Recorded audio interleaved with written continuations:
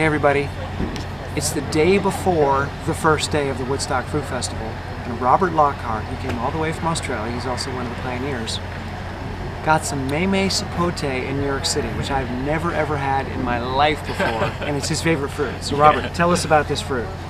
Well, it's fruit from Central America. It takes 14 months for this fruit to develop from flowering stage to harvest. 14 months. On the tree, it sits there for 14 months. And it looks like a... That's more than a year. Yeah. Yeah. Wow. But it comes on... trees will bear after about 5 years of planting from seed, if they're looked after. Okay, 5 years. They require a tropical to monsoonal climate.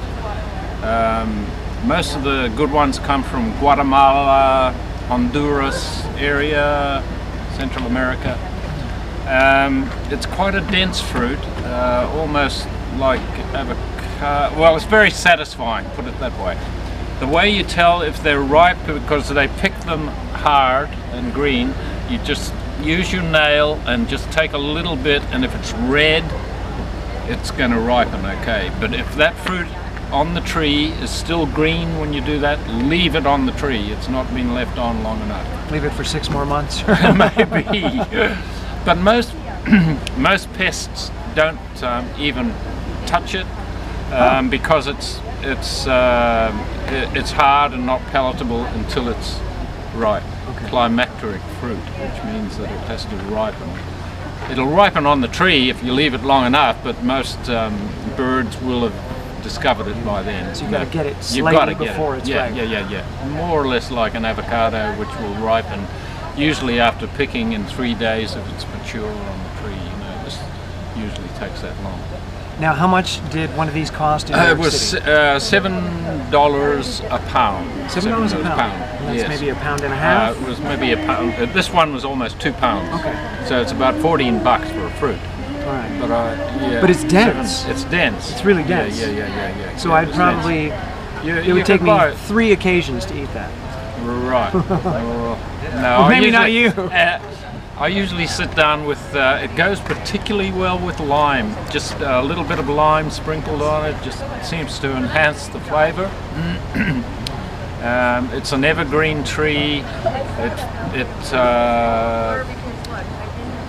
There are grafted varieties called Pontin and various other varieties, but yeah, if you get a good one, it's a tree to treasure, quite frankly, as you can appreciate. Now, you live in Australia, and it's your favorite fruit. Do you grow them in Australia? Yes, we do. You do? We can grow them there. But they don't have the seed in the Philippines, and I'm taking seed from this fruit into the Philippines when I leave to see if I can promulgate it over there. Yeah. Excellent.